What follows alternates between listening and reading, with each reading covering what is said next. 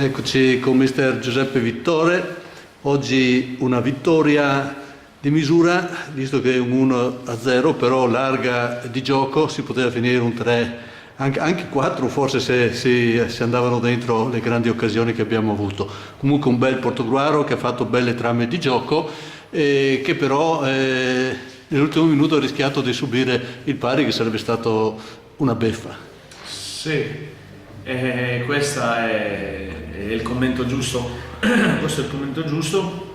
Una squadra che oggi insomma ha avuto parecchie occasioni, perché già il primo tempo secondo me io ho contato credo 5 palle gol, ma 5 proprio nitide.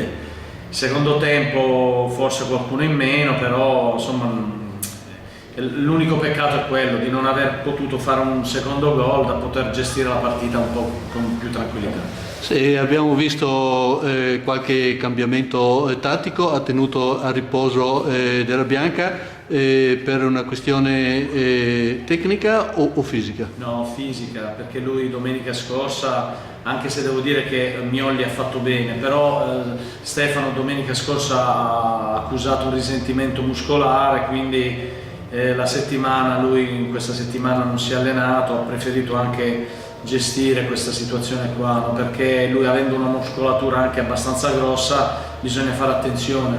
Sì, c'era tanta attesa per questa partita, perché insomma il Vassola si presentava con delle credenziali insomma di tutto rispetto, però non c'è stata partita, il Portogruaro l'ha condotta dall'inizio alla fine. Sì, sono contento per l'atteggiamento della squadra, di questa voglia di andare a fare il risultato. È chiaro che ci sono anche degli errori che vengono commessi, però tutto sommato va bene. La partita l'abbiamo avuto sempre noi in mano, ecco, l'abbiamo fatta sempre noi.